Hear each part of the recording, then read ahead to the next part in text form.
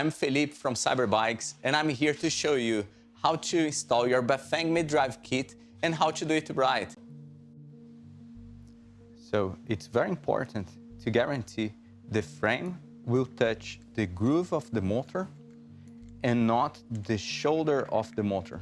The motor has to be touching what we call bottom bracket of the bike. And the bottom bracket will be in contact with the groove of the motor. Never you can let the chainstay touch the shoulder of the motor because it will create damage in the internal gears of the Bafang. If your installation needs a spacer, try to use the smaller spacer you can. Why?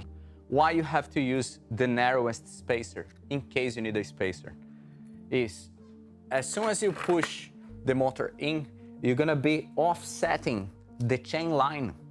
And we want to have the chain line as straight as possible towards the gears.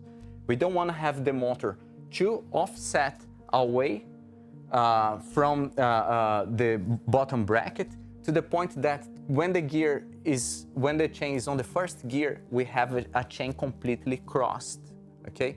So our advice is, if you need a spacer, go with the narrowest one.